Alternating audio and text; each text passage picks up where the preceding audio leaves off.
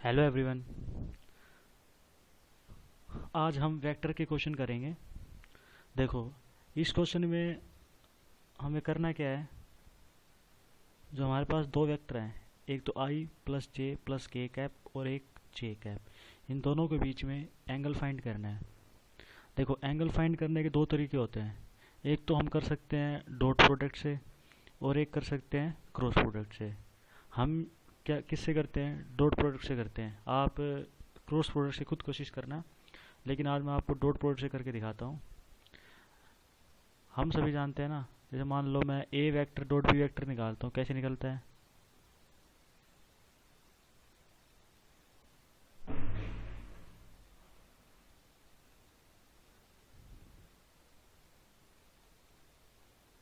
ये मैग्नीट्यूड है, ए का मैग्नीट्यूड इंटू बी का magnitude into cos of theta. Cos of theta क्या है? इन दोनों वेक्टर्स के बीच में एंगल। मतलब मान लीजिए ये ए वेक्टर है, ये बी वेक्टर है और ये क्या है? थीटा। इन दोनों वेक्टर का क्रॉस डॉट प्रोडक्ट क्या होगा? ए डॉट बी, ए का मैग्नीट्यूड इंटू बी का magnitude into cos of angle. हमें निकालना क्या है? एंगल। इसलिए क्या करते हैं,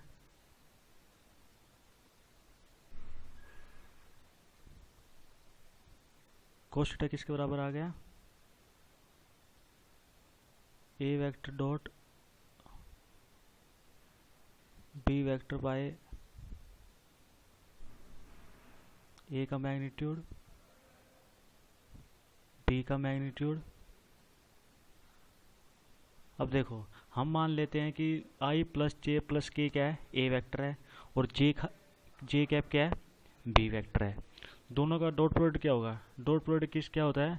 आई का कोफिशिएंट आई के साथ मल्टीप्लाई प्लस जे का कोफिशिएंट जे के साथ मल्टीप्लाई प्लस के का कोफिशिएंट के साथ मल्टीप्लाई।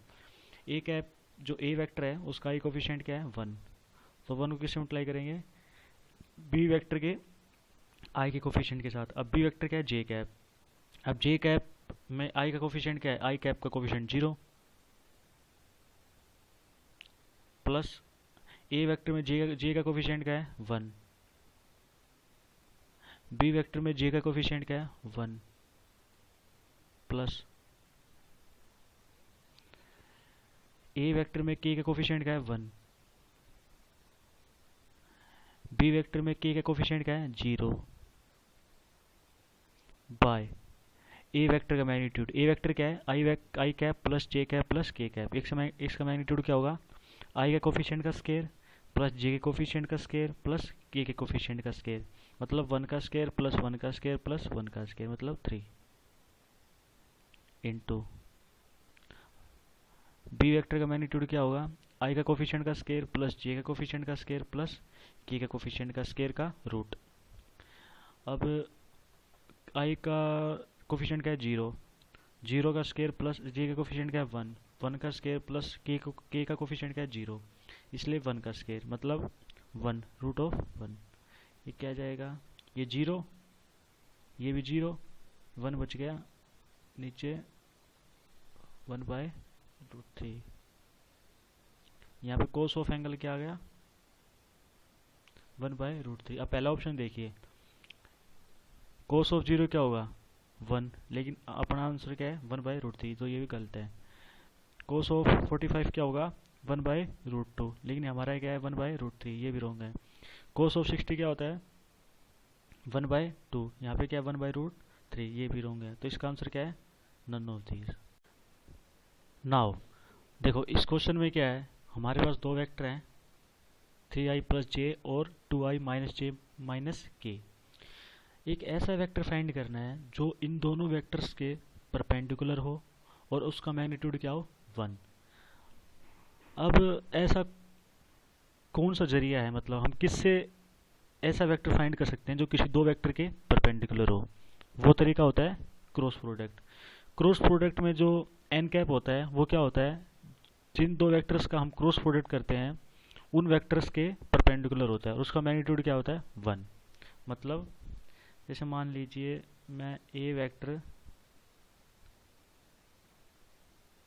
क्रॉस बी वेक्टर करता हूँ वो किसके बराबर होता है, ए वेक्टर का मैग्नीट्यूड इंटू बी वेक्टर का मैग्नीट्यूड साइन ऑफ एंगल, ये एंगल थीटा क्या होता है इन दोनों वेक्टर्स के बीच में angle, N cap. N cap क्या होता है,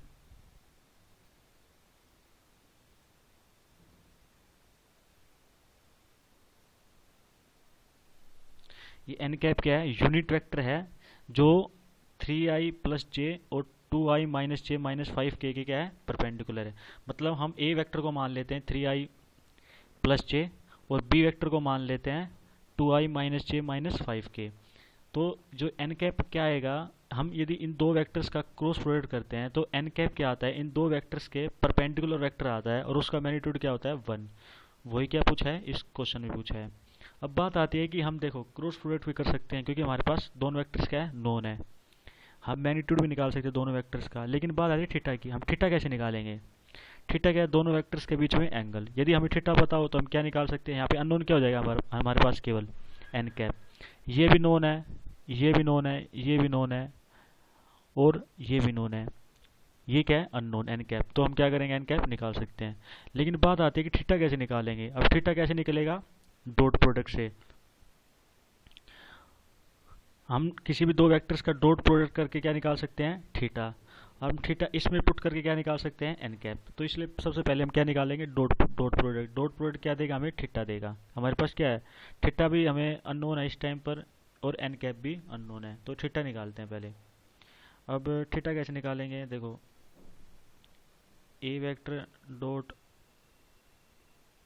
बी वेक्टर किसके बराबर होता है,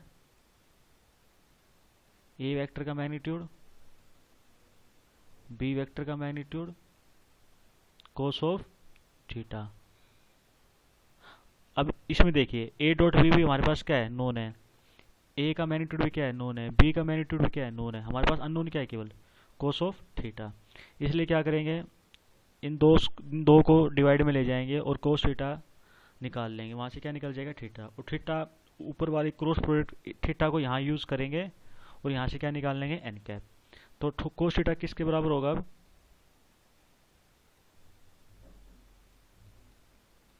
ए डॉट बी निकालते हैं पहले। ए डॉट बी कैसे निकलता है, ए वेक्टर का आई कैप का कोफिशिएंट इंटू बी वेक्टर का आई कैप के कोफिशिएंट के साथ मल्टीप्लाई प्लस ए वेक्टर का जे का कोफिशिएंट इंटू बी वेक्टर के जे के कोफिशिएंट के साथ मल्टीप्लिकेशन प्लस ए वेक्टर का के का कोफिशिएंट इंटू बी वेक्टर के कोफिशिएंट के साथ मल्टीप्लाई। अब देखिए ए डॉट बी कैसे निकलेगा, ए वेक्टर तो मान लीजिए ये है और बी वेक्टर क्या है ये है।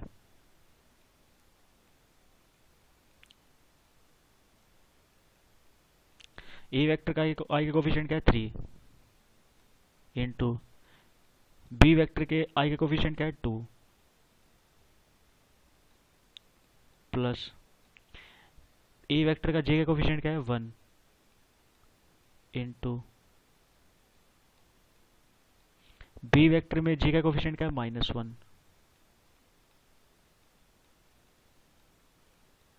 प्लस ए वेक्टर में के का कोफिशिएंट क्या है 0, यहाँ पे के वेक्टर के कैप है ही नहीं। बी वेक्टर में के का कोफिशिएंट क्या है -5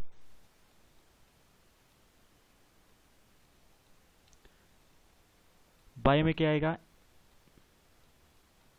ए का मैग्नीट्यूड और इंटू बी का मैग्नीट्यूड। ए का मैग्नीट्यूड क्या होगा आई के कोफिशिएंट का स्केयर प्लस जे कोफिशिएंट का स्केयर प्लस के कोफिशिएंट का स्केयर का स्केयर रूट।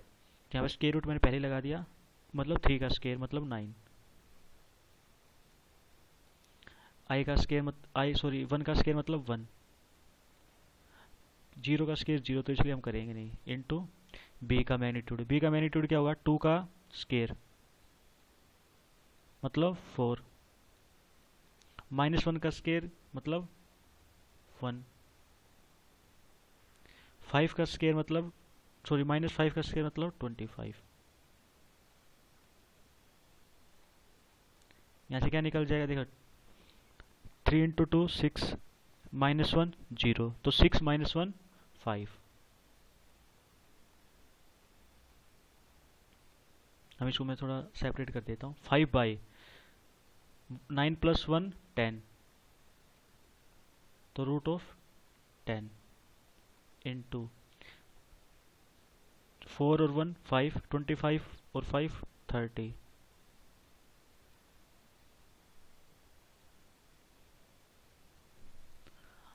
मैं अगली स्लाइड करता हूँ, आपको अगली स्लाइड में साफ दिखेगा। अब यहाँ पे देख लीजिए कोस थीटा किसके बराबर आया, 5 by root of 10 into root of 30। Cos theta किसके बराबर आया था,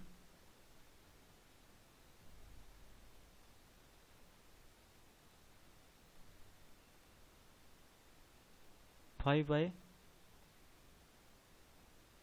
300, या फिर क्या लिख सकते हैं, 5 को भी हम क्या लिख सकते हैं, 25 का रूट।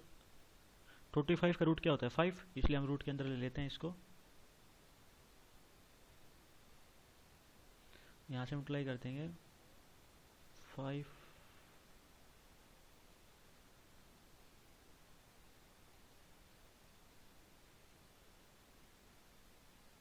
ये क्या आ गया, 1 बाय रूट ऑफ 12। और साइन थीटा क्या होता है, हमें क्रॉस प्रोडक्ट में क्या चाहिए, साइन थीटा चाहिए ना। तो साइन थीटा क्या होता है, root of 1 minus cos square theta. अब देखो कोस थीटा पॉजिटिव है, कोस थीटा पॉजिटिव का मतलब क्या है, फर्स्ट क्वाड्रेंट में है या फिर फोर्थ क्वाड्रेंट में है।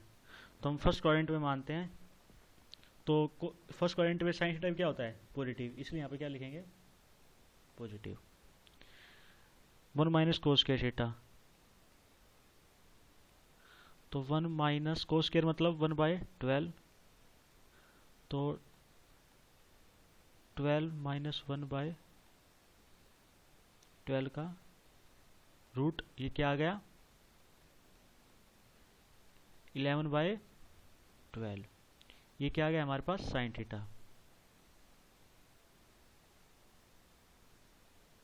साइन थीटा हमारे पास निकल गया ना। आप इसको नोट करके लिखिए, क्योंकि मैं अगली स्लाइड करूंगा तो आप फिर आपको ध्यान नहीं रहेगा। तो sine theta is equal to root of 11 by 12। अब देखो ए क्रॉस बी में साइन थीटा हमारे पास निकल गया। अब क्या क्या निकालना है, एन कैप। वही क्या हमारे पास क्या अननोन, वही हम निकाल लेंगे। अब देखो ए क्रॉस बी निकालते हैं पहले। ए क्रॉस बी कैसे निकलता है, हम मैट्रिक्स से निकालते हैं, आई जे के। ए वेक्टर सबसे पहले ऊपर लिखते हैं, ए का कोफिशिएंट क्या है, मतलब ए वेक्टर क्या है, 3i प्लस जे प्लस 0 के, क्योंकि के कैप तो है ही नहीं उसमें। और बी वेक्टर क्या है, 2i माइनस जे माइनस 5k। यही है ना हमारे पास। जो ए वेक्टर क्या है, 3i प्लस जे कैप, और बी वेक्टर क्या है, 2i माइनस जे कैप माइनस 5k कैप। अब दोनों का क्रॉस प्रोडक्ट करते हैं। क्रॉस प्रोडक्ट क्या होता है, निकालना आता है ना आपको, तो मैं आपको बता देता हूँ।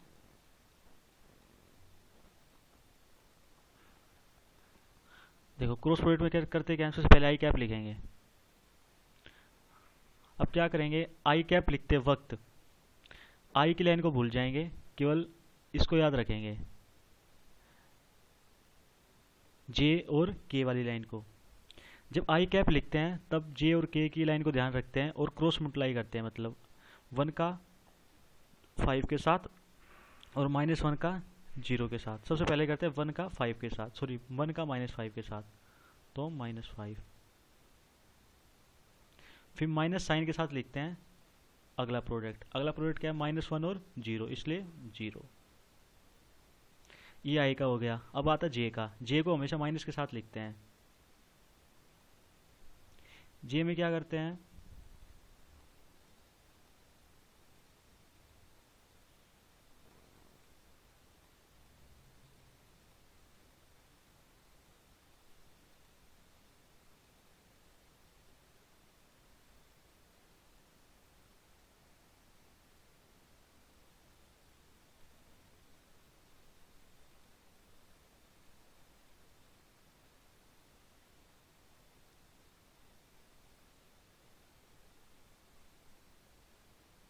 देखो मैंने क्या कहा था आपको, जे को हमेशा किसके साथ लिखते हैं, माइनस के साथ, आई को प्लस के साथ, जे को माइनस के साथ। अब क्या करेंगे, जे का हमेशा जो हमेशा जो कॉलम लेते हैं ना उसको भूल जाते हैं, मतलब अब जे ले रहे हैं तो जे को भूल जाएंगे, केवल किसको याद रखेंगे, आई को और के को। अब क्रॉस मल्टीप्लाई करेंगे, मतलब आई का 3 का -5 के साथ और 2 का 0 के साथ, 3 का -5 के साथ,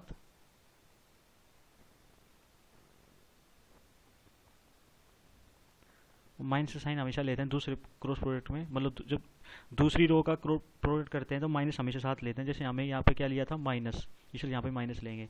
अब 3 का किसके साथ कर दिया, -5 के साथ कर दिया, माइनस ऑफ, अब माइनस अब किसका करेंगे, 2 का 0 के साथ, मतलब 0। अब के को हमेशा किसके साथ लिखते हैं, प्लस के साथ, केवल जे को माइनस के साथ लिखते हैं और आई और के को प्लस के साथ लिखते हैं। आप के में देखो हमेशा जो कॉलम लेते हो वो भूल जाते हैं, मतलब के ले रहे हो तो आप के को भूल जाओगे, किसको याद रखोगे, केवल आई और जे को। अब देखो 3 का किसके साथ मल्टीप्लाई करो, क्रॉस प्रोडक्ट करते हैं हमेशा, क्रॉस मल्टीप्लाई करते हैं, 3 का किसके साथ, -1 के साथ,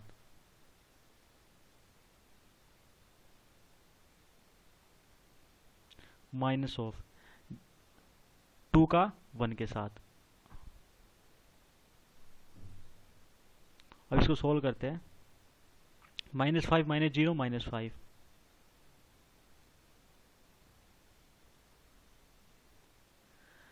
यहाँ पे क्या होगा, 3 -5 -15 -0, तो -15 रह जाएगा और बाहर माइनस है तो +15।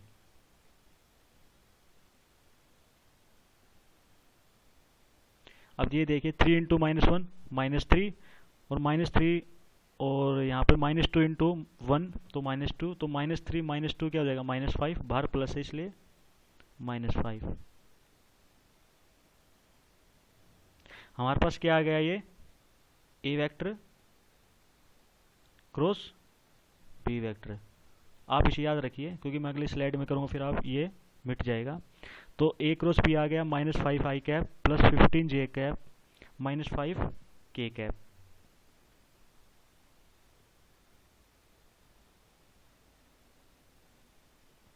अब देखो यहाँ पे ए क्रॉस बी आएगा, आ गया हमारे पास आई कैप +15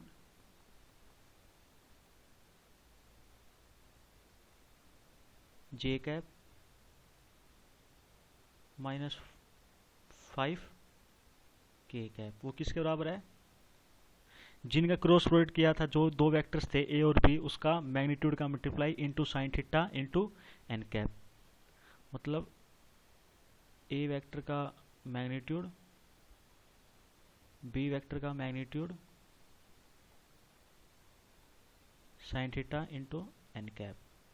सबसे पहले क्या लिखते हैं, ए का मैग्नीट्यूड। हमारे पास ए क्या था, 3i प्लस जे। आप इसको लिख लीजिए पीछे स्लाइड कर, मतलब पीछे वीडियो करके, मैं अब दोबारा नहीं लिखूंगा। अब ए वेक्टर क्या था, 3i प्लस जे, उसका मैग्नीट्यूड क्या होगा, √10 इंटू बी वेक्टर क्या था, 2i माइनस जे -5k, अब उसका मैग्नीट्यूड क्या होगा, √30। हमने साइन थीटा पहले निकाल लिया था, क्या होगा, √11/12 और एन कैप। एन कैप क्या है, ऐसा वेक्टर जो ए और बी वेक्टर के परपेंडिकुलर है और उसका मैग्नीट्यूड क्या है, 1। अब यहाँ पे एन कैप क्या आ जाएगा, ये सेम यहाँ लिख देंगे बाय, जो हमारे पास ये आया है इसको आपस में मल्टीप्लाई करेंगे तीनों को, उसको डिवाइड में लिख देंगे, ये क्या आ जाएगा हमारे पास, एन कैप। अब हम और क्वेश्चन करते हैं वेक्टर्स के। हेलो एवरीवन, देखो इस क्वेश्चन में क्या है, हमें एक्स और वाई की ऐसी वैल्यू फाइंड करनी है जो इन दो वेक्टर्स को पैरेलल बना दे। अब हम ये कैसे चेक करेंगे दो वेक्टर्स होते हैं वो पैरेलल है या नहीं। इसके चेक करने के दो मेथड है, एक होता है डॉट प्रोडक्ट, एक होता है क्रॉस प्रोडक्ट। क्रॉस प्रोडक्ट को हम 0 कर दें तो भी क्या हो सकता है, वो दोनों वेक्टर पैरेलल हो सकते हैं, क्योंकि साइन थीटा आता है और साइन 0 या फिर साइन 180 क्या होता है, 0, इसलिए क्रॉस प्रोडक्ट क्या होता है, 0। या फिर हम कर सकते हैं कि किसी भी दो वेक्टर्स का डॉट प्रोडक्ट किसके बराबर हो, A vector dot B vector A का मैग्नीट्यूड बी के मैग्नीट्यूड प्लस माइनस। यदि ऐसा हो गया तो भी क्या हो सकता है, दोनों वेक्टर पैरेलल हो सकते हैं। तो हमें एक्स और वाई की वैल्यू फाइंड करनी है जो क्या करें, इन दोनों वेक्टर्स को पैरेलल बना दे। हम क्या करते हैं, क्रॉस प्रोडक्ट अपनाते हैं। क्रॉस प्रोडक्ट का मतलब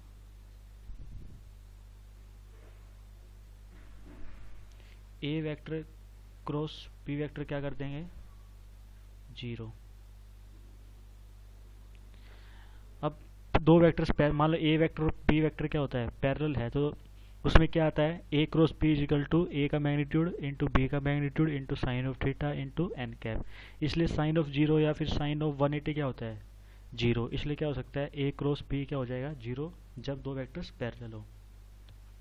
अब हम क्रॉस प्रोडक्ट निकालते हैं ए और बी का। क्रॉस प्रोडक्ट कैसे निकालते हैं, डिटर्मिनेंट यूज़ करते हैं आई जे के। यहाँ पे पहले ए क्रॉस ए मान लेते हैं ए है और बी मान लेते हैं ये बी है, तो दो वेक्टर्स को लिख देते हैं। आई का कोफिशिएंट क्या है इसमें 6, जे का कोफिशिएंट क्या है x, के का कोफिशिएंट क्या है -2, बी में क्या है, आई का कोफिशिएंट क्या है 5, जे का कोफिशिएंट क्या है -6, के का कोफिशिएंट क्या है -5। हम क्या कर रहे हैं यहाँ पर, A vector cross B vector is equal to 0, क्योंकि ए वेक्टर और बी वेक्टर क्या है, पैरेलल है। अब देखो इसको कैसे निकालते हैं,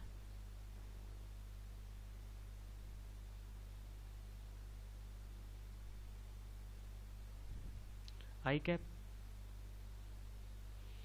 हम जो जैसे मान लो आप आई कैप ले रहे हो तो क्या करते हैं, हम आई कैप को काट देते हैं, मतलब हम इसको भूल जाएंगे। मतलब हम जो आई कैप ले रहे हैं ना, तो आई कैप वाली कॉलम और आई कैप वाली रो वो भूल जाते हैं। जो ये बचा है ना x -6 -2 और -y, इसको याद रखते हैं, हमेशा क्रॉस मल्टीप्लाई करते हैं, x इंटू -y और -6 इंटू -2। तो इसलिए क्या करेंगे, आई कैप ले रहे हैं तो आई कैप का कॉलम और आई कैप वाली रो केवल, तो x को किससे मल्टीप्लाई करेंगे, -y से। इसलिए क्या आ जाएगा, माइनस ऑफ xy, क्योंकि -y है ना, प्लस -6, सॉरी माइनस आता है यहाँ पे, प्लस नहीं आता,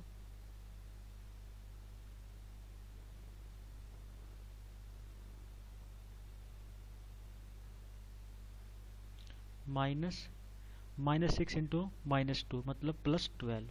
तो पहले से माइनस था, मतलब होता क्या है कि x into -y minus of -6 into -2, तो -6 इंटू -2 मतलब +12, और पहले से माइनस इसलिए -12।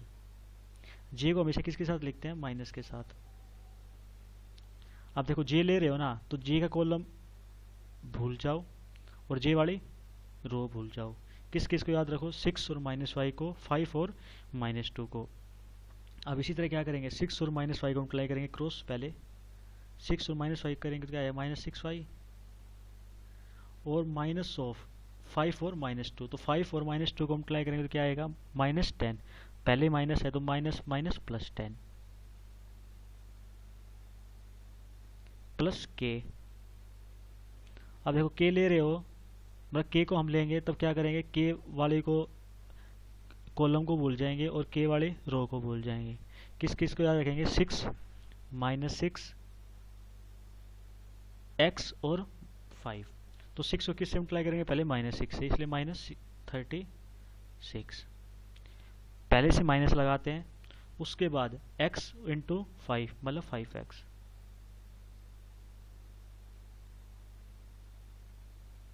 Is equal to 0।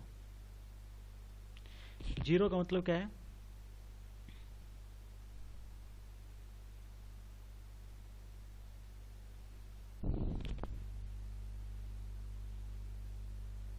ये 0 कब होगा, जब आई कैप का कोफिशिएंट क्या होगा, 0 होगा, जे कैप का कोफिशिएंट क्या होगा, 0 होगा, और जे के कैप का कोफिशिएंट क्या होगा, 0 होगा। हम पहले क्या करते हैं कि वाई जे कैप के कोफिशिएंट को 0 करते हैं, मतलब -y + 10 इज इक्वल टू 0। +10 उस तरफ गया तो क्या हो गया -10, माइनस माइनस कैंसिल, तो y क्या हो गया 10/6। इसी तरह हम x निकालते हैं, k का कोफिशिएंट को 0 करते हैं तभी तो क्या होगा इजगल टू 0 आएगा। हर का कोफिशिएंट 0 होना चाहिए तभी क्या होगा 0 होगा इंडिविजुअली। तो k का कोफिशिएंट को 0 करते हैं तो -36, तो यह आ जाएगा -36/5। ये आ गई हमारी x और y की वैल्यू। देखो हम सबसे पहले बात करते हैं कि वेक्टर किससे बना होता है। देखो यदि हमें कोई भी a वेक्टर लिखना है, उसको लिखने का तरीका क्या होता है। पहले तो हम क्या करेंगे, a वेक्टर का मैग्नीट्यूड लिखेंगे, उसके बाद जिस डायरेक्शन में a वेक्टर है उसी डायरेक्शन में यूनिट वेक्टर फाइंड करेंगे और उसको a वेक्टर के मैग्नीट्यूड के साथ मल्टीप्लाई कर देंगे। जो कॉम्बिनेशन होगा दोनों का वो क्या देगा a वेक्टर। दोबारा बताता हूँ, यदि हमें a वेक्टर फाइंड करना है तो क्या इसका एक तरीका होता है, हम a वेक्टर का मैग्नीट्यूड पता हो हमें और a वेक्टर की डायरेक्शन में यूनिट वेक्टर पता हो, तो हम क्या कर सकते हैं उस यूनिट वेक्टर को एक वेक्टर के मैग्नीट्यूड के साथ मल्टीप्लाई कर सकते हैं। जो दोनों का कॉम्बिनेशन होगा वो क्या देगा हमें a वेक्टर। ठीक है, तो इस क्वेश्चन में भी कुछ ऐसा ही है कि ये हमारे पास वेक्टर है, इसका कंपोनेंट निकालना है इस वेक्टर पर, और किस फॉर्म में, वेक्टर फॉर्म में। देखो हमें अब ये भूल जाए कंपोनेंट वगैरह क्या होते हैं, मैं बाद में बताऊंगा आपको। देखो सबसे पहले क्या वेक्टर फॉर्म में, तो वेक्टर फॉर्म का मतलब क्या है कि हमें सबसे पहले क्या करना पड़ेगा, उसका मैग्नीट्यूड निकालना पड़ेगा और उस डायरेक्शन में यूनिट वेक्टर निकालना पड़ेगा। दोनों को मल्टीप्लाई कर देंगे और फिर वो क्या दे देगा, एक वेक्टर दे देगा। तो हमें ये चीज़ फाइंड करनी है, हम इसको फाइंड करते हैं। देखो अब बात आती है कि कंपोनेंट क्या होता है। जैसे इसमें लिखा हुआ है ना, component of the velocity of the particle parallel to the vector.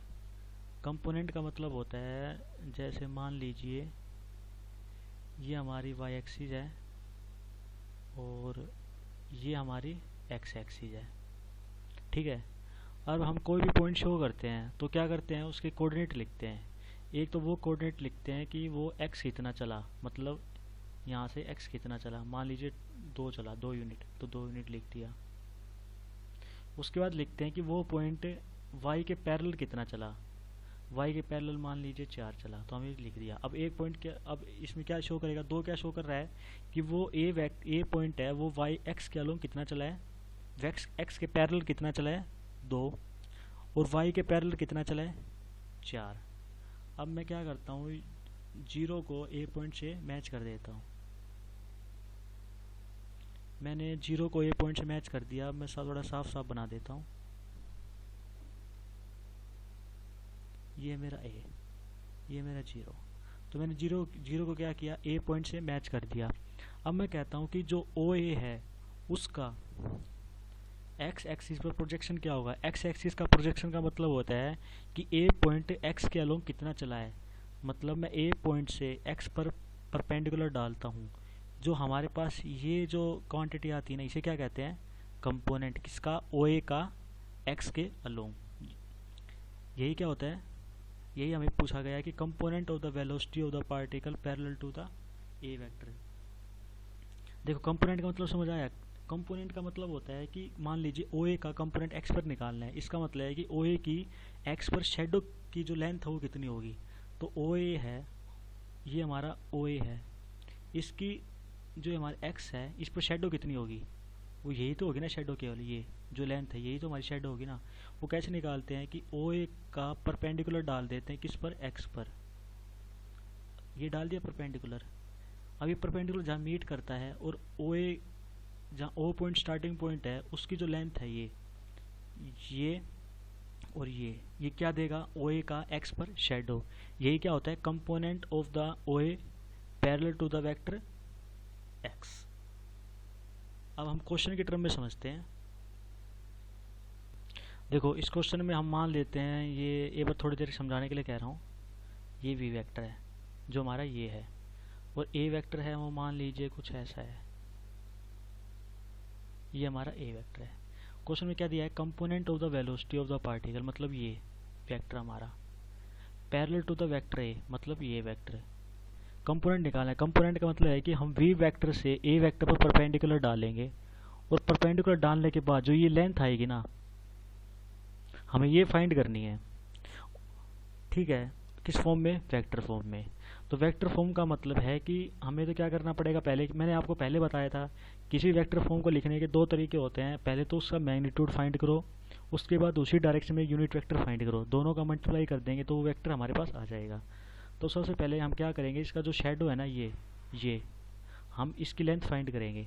एक बार हमारे पास ये मैग्नीट्यूड आ गया, हमारे पास मैग्नीट्यूड तो आ गया वेक्टर का। अब क्या करेंगे, जो ए वेक्टर है इस डायरेक्शन में यूनिट वेक्टर निकालेंगे और उसको इस मैग्नीट्यूड के साथ मल्टीप्लाई कर देंगे, तो हमारे पास क्या आ जाएगा, ये पूरा वेक्टर आ जाएगा। हमें क्या करना है, यही फाइंड करना है। हम इसको फाइंड करते हैं। अब देखो, अब मैथमेटिकली हम कैसे निकाल सकते हैं वेक्टर कंपोनेंट। यदि हमारे पास वी वेक्टर है और ए वेक्टर है, उसका डॉट प्रोडक्ट क्या होता है, वी का मैग्नीट्यूड, ए का मैग्नीट्यूड, कोस ऑफ थीटा। अब कंपोनेंट किसका निकालना है, वी का निकालना है, किसके ऊपर, ए के ऊपर। वो किसके बराबर होता है,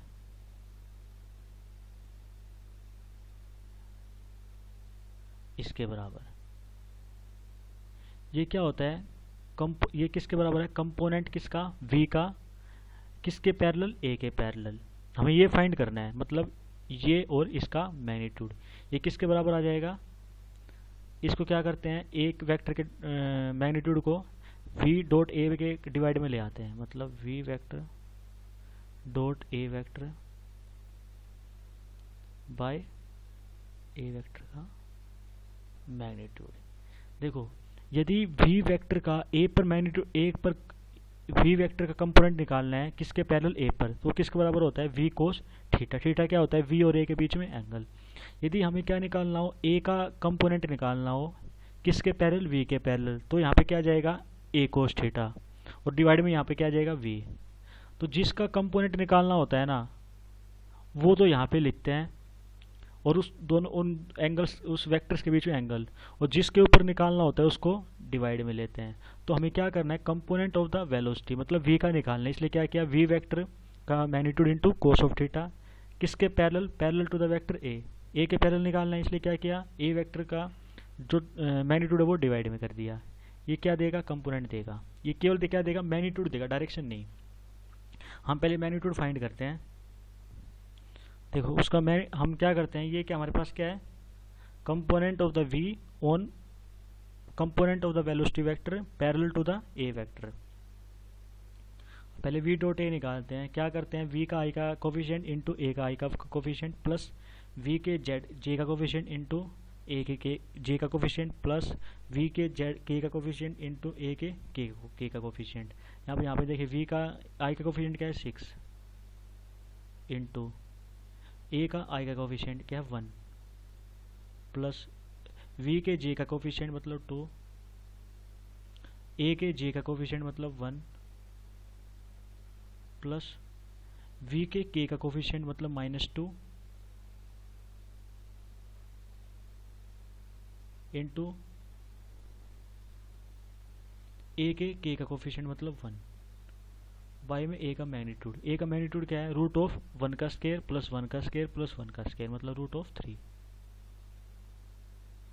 अब ये देखिए 6 प्लस 2 -2 इंटू 1 वो क्या देगा, -2 बाय रूट 3। ये क्या आ गया, 6 बाय रूट 3। 6 बाई रूट 3 क्या आ गया, उस वेक्टर का मैग्नीट्यूड आ गया। अब हमें क्या करना है कि उस वेक्टर के मैग्नीट्यूड तो फाइंड कर लिया, उसी डायरेक्शन में एक यूनिट वेक्टर फाइंड करना है और उसको इस मैग्नीट्यूड से मल्टीप्लाई कर देंगे। वो क्या दे देगा, वो वेक्टर दे देगा। अब हम देखो, हम क्या करें, component of the velocity vector parallel to the A vector. हम क्या कर रहे हैं कि ए वेक्टर के पैरेलल फाइंड कर लें, इसलिए हम क्या करते हैं कि ए वेक्टर के पैरेलल को यूनिट वेक्टर फाइंड कर देते हैं, उसको इस मैग्नीट्यूड से मल्टीप्लाई कर देते हैं। वो क्या आ जाएगा, उस कंपोनेंट आ जाएगा किस फॉर्म में, वेक्टर फॉर्म में, क्योंकि सारा खेल किसके निकालने हम, किसके पैरेलल निकालने हैं, ए वेक्टर के पैरेलल निकालने हैं, इसलिए हमें यूनिट वेक्टर भी किसके पैरेलल फाइंड करना पड़ेगा, ए वेक्टर के फाइंड करना पड़ेगा। अब हमारे पास मैग्नीट्यूड तो आ गया है, अब यूनिट वेक्टर फाइंड करते हैं किसके पैरेलल, ए के पैरेलल। अब देखो हमें यूनिट वेक्टर फाइंड करना है जो ए वेक्टर के पैरेलल हो। अब मैंने आपको क्या बताया था, कोई भी वेक्टर होता है, जैसे मान लीजिए ये वेक्टर है हमारे पास, ये किस किस का कॉम्बिनेशन है, एक तो अपने मैग्नीट्यूड का इनटू अपने यूनिट वेक्टर का, मतलब उसी डायरेक्शन में कोई यूनिट वेक्टर।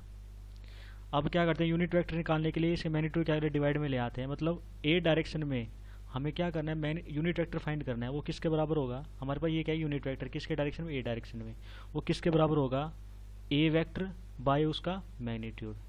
हमारे पास ए वेक्टर क्या है, ये मतलब आई प्लस जे प्लस के। हम ए वेक्टर, क्योंकि सारा क्या क्या निकाल रहे हैं हम, parallel to the A vector, इसलिए ए वेक्टर के पैरेलल क्या करना है, यूनिट वेक्टर फाइंड करना है। वो कैसे होगा, ए वेक्टर बाई उसका मैग्नीट्यूड। यहाँ पे वेक्टर आ गया, उसका मैग्नीट्यूड क्या है, √3। ये हमारे पास क्या आ गया, यूनिट वेक्टर आ गया, किस डायरेक्शन में, ए की डायरेक्शन में। और हमारे पास उस वेक्टर जो कंपोनेंट आया था उसका मैग्नीट्यूड क्या आया था, 6/√3। अब हमारे पास जो वेक्टर फॉर्म है कंपोनेंट की, वो क्या आ जाएगी, यूनिट वेक्टर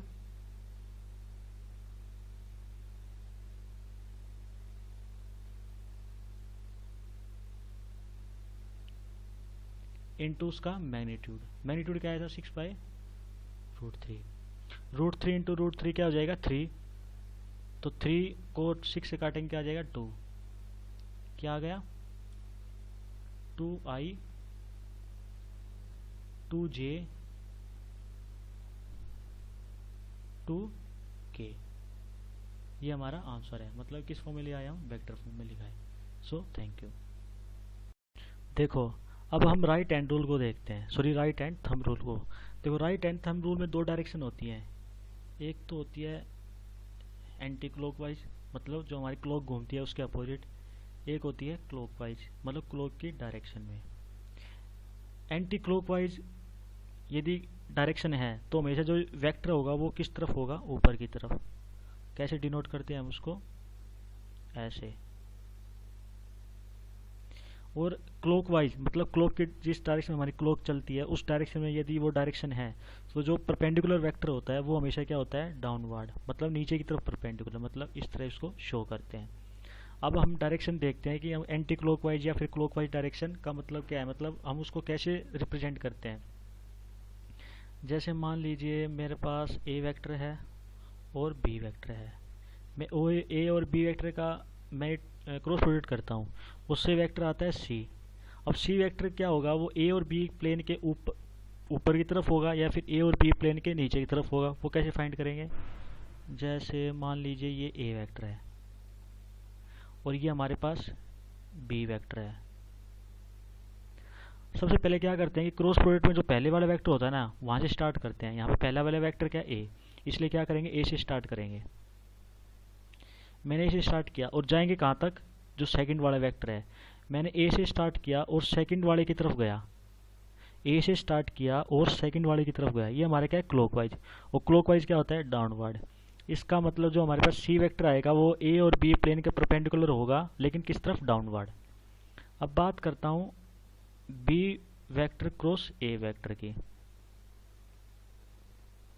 अब देखो बी वेक्टर क्रॉस ए, मतलब बी से स्टार्ट करना है, मैं बी से स्टार्ट कर रहा हूँ और जाना कहाँ तक है, ए तक। तो मैं बी से स्टार्ट कर रहा हूँ, ए तक गया। मैं क्या गया अब, एंटी क्लॉकवाइज, मतलब ऊपर वाला। ऊपर वाला क्या है, ऊपर की तरफ। इसका मतलब जो वेक्टर आएगा वो किस तरफ परपेंडिकुलर होगा, ए और बी प्लेन के ऊपर की तरफ। तो ये होता है। नाउ हम इस क्वेश्चन को सोल्व करते हैं। देखो मैंने राइट हैंड साइड में एक डायग्राम बनाया हुआ है जो कोऑर्डिनेट सिस्टम है। मान लीजिए जो के और जे एक्सिस है वो किस प्लेन में है, स्क्रीन वाले प्लेन में।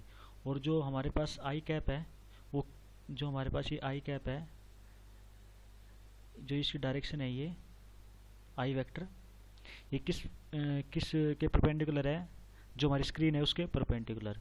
मतलब जो के कैप है, मतलब जो यूनिट वेक्टर है, जो ये हमारा यूनिट वेक्टर है, और जो हमारा जे यूनिट वेक्टर है वो किस प्लेन में है, स्क्रीन वाले प्लेन में। और जो हमारा आई कैप जो हमारा आई कैप है, ये वेक्टर जो आई कैप वेक्टर यूनिट वेक्टर है वो किसके परपेंडिकुलर है, स्क्रीन के परपेंडिकुलर, ठीक है।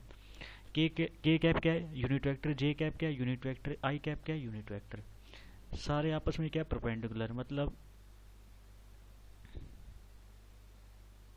के किसके परपेंडिकुलर है, जे के किसके परपेंडिकुलर है, आई किसके परपेंडिकुलर है, के और जे के। ऐसे ही जे किसके परपेंडिकुलर है, के कैप के और आई कैप के, मतलब तीनों आपस में परपेंडिकुलर है। के और आई स्क्रीन के प्लेन में है और आपस में, ये मान लीजिए स्क्रीन का प्लेन है और जे और के स्क्रीन वाले प्लेन में है, आपस में परपेंडिकुलर। और जो जे कैप है, जो यूनिट वेक्टर है, वो किस डायरेक्शन में है, स्क्रीन के परपेंडिकुलर। अब हम इस क्वेश्चन को जो सोल्व कर रहे हैं, इसमें हम पर्टिकुलर टर्म को अलग अलग करके सोल्व करते हैं। तो सबसे पहले हम सोल्व करते हैं इस टर्म को। ये टर्म क्या है, आई कैप क्रॉस ए वेक्टर। हम मान लेते हैं कि जो ए वेक्टर है वो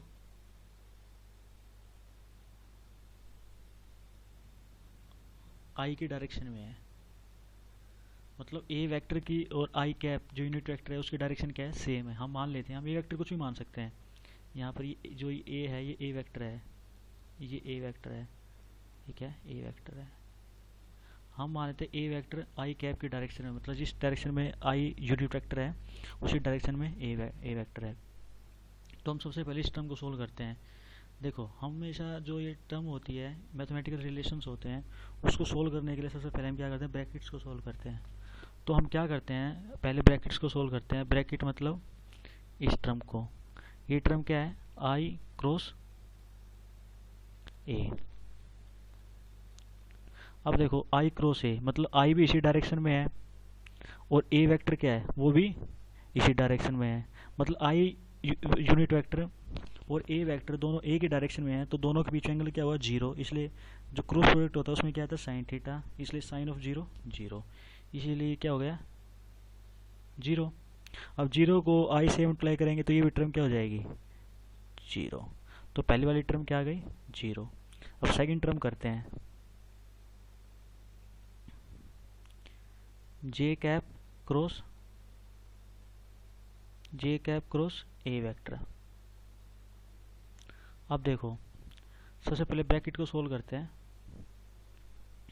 ब्रैकेट को सोल्व करते हैं। देखो, ब्रैकेट में क्या है, जे वेक्टर, ब्रैकेट में क्या है, जे वेक्टर क्रॉस ए वेक्टर है। हम जे वेक्टर से चलते हैं, ये हमारा जे वेक्टर है और ए वेक्टर पर पहुंच जाते हैं। राइट हैंड थंब रूल के अनुसार एंटी क्लॉकवाइज क्या होता है, डाउनवर्ड, सॉरी ये क्लॉकवाइज है, तो क्लॉकवाइज क्या होगा, डाउनवर्ड। मतलब क्रॉस प्रोडक्ट में जो थर्ड प्रोडक्ट, जैसे मान लो आई जे वेक्टर क्रॉस ए वेक्टर कर रहा हूँ मैं, ये है ना, जे वेक्टर क्रॉस ए वेक्टर, इसमें क्या होता है, जे का मैग्नीट्यूड इंटू ए का मैग्नीट्यूड इंटू साइन ऑफ दोनों के बीच में एंगल इंटू एन कैप। जो एन कैप होता है वो क्या होता है कि वो वेक्टर यूनिट वेक्टर होता है जो जे और ए के प्लेन के परपेंडिकुलर होता है। अब यहाँ पर देखो, जे और ए, ये जे है और ये हमारा ए है, इसके परपेंडिकुलर कौन सा है, के कैप। और के कैप भी क्या है, यूनिट वेक्टर है। लेकिन हमें क्या चाहिए, जे क्रॉस ए मतलब क्लॉकवाइज मतलब डाउनवर्ड। तो डाउनवर्ड वेक्टर चाहिए जो ए वेक्टर और जे वेक्टर के परपेंडिकुलर हो। यदि अपवर्ड के कैप है तो डाउनवर्ड क्या होगा, माइनस के कैप। तो हमें एक ऐसा यूनिट वेक्टर चाहिए जो ए वेक्टर और जे वेक्टर के जे वेक्टर के परपेंडिकुलर हो और उसकी डायरेक्शन क्या हो, डाउनवर्ड। और यहाँ पर ऐसा यूनिट वेक्टर कौन सा है, माइनस के कैप। अब इसको हम कैसे लिख सकते हैं, जो ये वाली टर्म है ब्रैकेट के अंदर, इसका क्या होगा, जे का मैग्नीट्यूड 1, एक वेक्टर का मैग्नीट्यूड ए, दोनों के बीच में एंगल।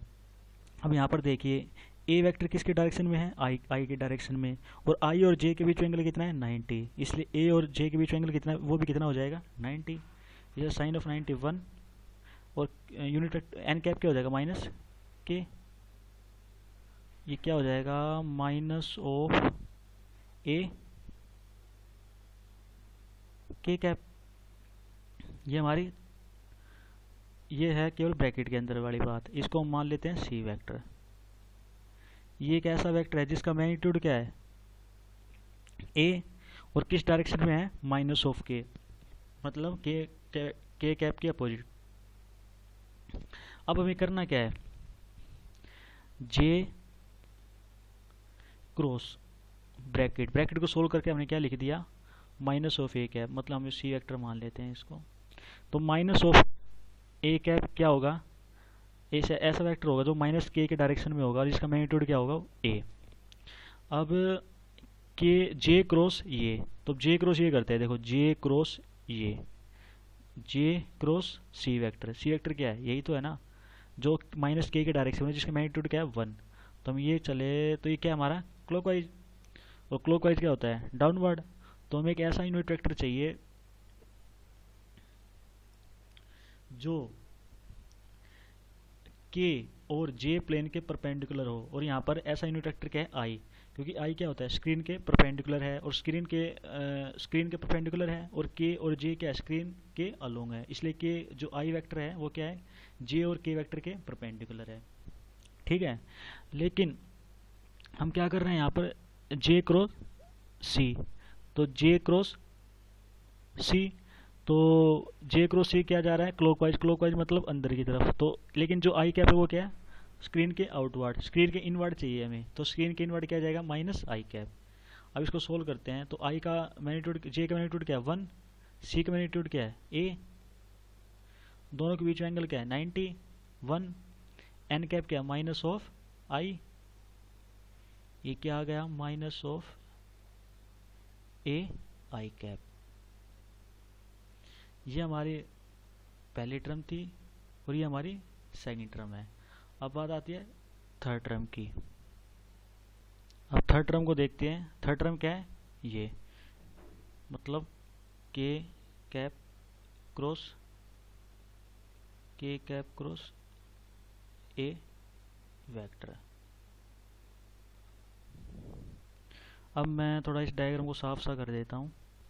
अब देखिए, पहले क्या निकालते हैं, ब्रैकेट को सोल्व करते हैं, मतलब के क्रॉस ए, यहाँ पर के क्या है, ये ए क्या है, ये, तो के क्रॉस ए मतलब ये, हम क्या कहें एंटी क्लॉकवाइज मतलब अपवर्ड, मतलब ऐसा यूनिट वेक्टर चाहिए जो के कैप और ए वेक्टर के परपेंडिकुलर हो और इस प्लेन के आउटवर्ड हो। ऐसा कौन सा वेक्टर है, ऐसा कौन सा यूनिट वेक्टर है, जे कैप। जे कैप क्या है, के कैप और ए वेक्टर के, क्योंकि ए वेक्टर किसके अलोंग है, आई कैप के अलोंग, और जे कैप क्या है, के कैप और आई कैप दोनों के परपेंडिकुलर है, इसलिए जो जे कैप है वो ए वेक्टर और के वेक्टर के क्या होगा, परपेंडिकुलर होगा। लेकिन एन कैप क्या होता है, यूनिट वेक्टर होता है, और जे कैप भी क्या है यहाँ पे, यूनिट वेक्टर, इसलिए हमें एन कैप तो मिल गया, वो है क्या है, जे कैप। अब इसको सोल्व करते हैं, के का मैग्नीट्यूड 1, ए का मैग्नीट्यूड ए वेक्टर का ए, एंगल 90, 1, एन कैप जे कैप, ये क्या आ गया, ए जे वेक्टर। केवल क्या आया, ये तो ब्रैकेट वाला पोर्शन आया है। अब पूरा सोल्व करते हैं, मतलब के वेक्टर क्रॉस ए जे कैप। ऐसा ए जे कैप क्या है, एक ऐसा वेक्टर है जो जे के अलोंग है और जिसका मैग्नीट्यूड क्या है ए। अब क्या करते हैं कि के क्रॉस ए मतलब जे के अलोंग है, जो ये ए जे कैप है वो इसी के अलोंग है, लेकिन उसका मैग्नीट्यूड क्या है ए। अब क्या करते हैं, के क्रॉस ए जे कैप, मतलब के क्रॉस, पहले के से चलते हैं और ए जे कैप की तरफ जाते हैं, ये क्या हमारा क्लॉकवाइज, और क्लॉकवाइज क्या होता है अंदर की तरफ। तो हमें एक ऐसा यूनिट वेक्टर चाहिए जो के कैप और, मतलब ऐसा यूनिट वेक्टर जो के कैप और ए जे कैप के परपेंडिकुलर हो। ऐसा कौन सा है, आई कैप, लेकिन वो क्या हो, इनवर्ड हो, लेकिन जो आई कैप है वो क्या है आउटवर्ड, तो इनवर्ड क्या हो जाएगा, माइनस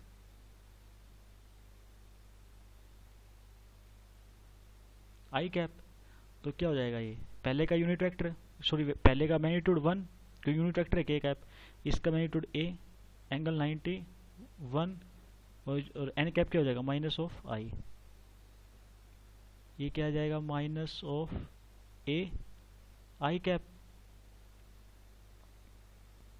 ये क्या आ गया, minus of A I cap. ये हमारा थर्ड टर्म है। अब हम तीनों टर्म को कंबाइन करते हैं, हमारी पहली टर्म क्या थी, 0, दूसरी क्या थी, ए आई कैप, और थर्ड भी क्या थी, ए आई कैप। ये क्या आ गया, minus of 2 A I cap. अब देखिए, अब यहाँ पे इंपॉर्टेंट रोल आता है, ये सॉरी इसको मैं थोड़ा साफ सा लिख देता हूँ, -2 ए आई कैप। अब देखो, मैं ए वेक्टर क्या लिख सकता हूँ, यूनिट वेक्टर, मतलब ऐसा यूनिट वेक्टर जो ए वेक्टर के अलोंग हो और उसका मैग्नीट्यूड, ए वेक्टर का मैग्नीट्यूड क्या है, ए। तो ए वेक्टर किसकी से कॉम्बिनेशन है, यूनिट वेक्टर जो ए के अलोंग हो और ए वेक्टर का मैग्नीट्यूड वो है ए। लेकिन मैंने क्या बताया था कि जो ए वेक्टर है वो किसके अलोंग है, आई वेक्टर के अलोंग, और आई वेक्टर क्या है, यूनिट वेक्टर। इसलिए हम ए वेक्टर क्या लिख सकते हैं, इस सब मैग्नीट्यूड और इस डायरेक्शन में यूनिट वेक्टर, और आई वेक्टर किस, ए वेक्टर किस डायरेक्शन में, आई कैप के डायरेक्शन में, और आई कैप क्या, यूनिट वेक्टर, तो आई कैप। तो ये क्या लिख देंगे इसको, ए आई कैप। अब यहाँ पे देखिए, जो हमारा रिलेशन आया वो क्या है, -2 ए आई कैप, तो -2 ए आई कैप को क्या लिख देंगे, ए वेक्टर। तो हमारा नेट जो आंसर वो क्या आ जाएगा, -2 ए वेक्टर। So thank you.